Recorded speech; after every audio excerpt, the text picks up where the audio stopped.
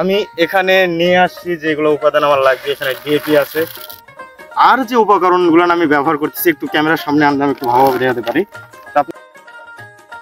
আসসালামু আলাইকুম সম্মানিত দর্শক মণ্ডলী, মামা ভাগ্নে এগ্রিকালচার ইউটিউব চ্যানেল এবং ফেসবুক পেজের পক্ষ থেকে আমি গোলাম রব্বানী আপনাদের সাথে আছি। তো আজকে আমি আমার যে পেঁয়াজের ক্ষেতটা আছে এখানে আমি আজকে হাল দিব আর কি।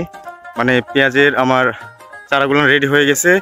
তো মরিচের গাছ এখানে ছিল, মরিচের গাছগুলো উঠাই নিয়ে গেছি। এখন হাল দেওয়ার জন্য হাল এখানে নিয়ে আসা হয়েছে। তো এখন এখানে হাল দিব এবং এই যে মাটি, এখন মাটি প্রস্তুতে আমি কি কি উপাদান ব্যবহার করতেছি এই সকল কিছু আপনাদেরকে দেখাবো। তো সবাই পুরো ভিডিওটা দেখতে থাকেন। আমি এখানে নিয়ে আসছি যেগুলো উপাদান আমার লাগবে। এখানে ডিএপি আছে, একটু কাছে আগে আসো মামা। তো আমি এখানে আমার জমিটা হচ্ছে যে 10%। তো 10%-র মধ্যে এখানে 2%-তে আমার অলরেডি পেঁয়াজের চারা রোপণ করা আছে। তো ওখান থেকে উঠে লাগাবো। তো সেজন্য আর কি আমার এখানে 8% থেকেও একটু মাটি কম আছে। তো আমি শতাংশ প্রতি 1 কেজি হারে এই ডিএপি সারটা ব্যবহার করতেছি। আর এখানে আমি পটাশ নিছি, পটাশ যেটা আমাদের দেশি পটাশ পাওয়া যায়, এটা হচ্ছে শতাংশ প্রতি 1 কেজি। আর যে উপকরণগুলো আমি ব্যবহার করতেছি একটু ক্যামেরার সামনে আনলে আমি একটু ভালোভাবে দেখাতে পারি।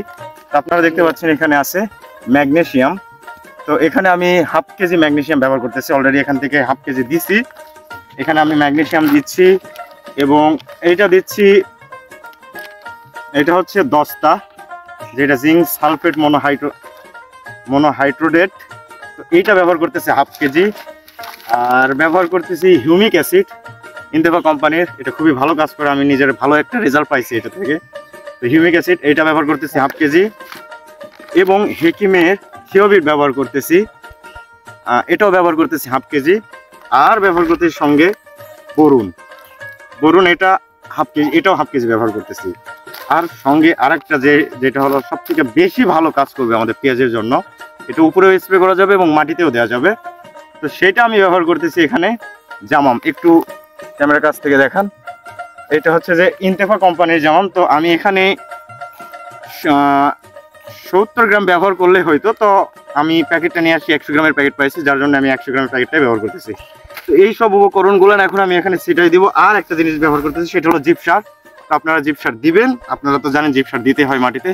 তো এই সকল উপাদানগুলো দিয়েই আমি এই মাটিকে আজকে হাল দিব। হাল দেওয়ার পর কাল বা পরশু এখানে আমি পেঁয়াজের চালাগুড়া রোপণ করে দিব। তো রোপণ করি কিভাবে কি করব, তখন কি দিতে হবে এবং ঘাস মারার জন্য কি বিষ প্রয়োগ করতে হবে, সকল কিছু ইনফরমেশন পাওয়ার জন্য আমার এই চ্যানেল এবং পেজ থেকে ভিডিও দেখে থাকলে অবশ্যই চ্যানেল এবং পেজটিকে সাবস্ক্রাইব করুন। সবাই ভালো থাকেন, সুস্থ থাকেন, আল্লাহ হাফেজ।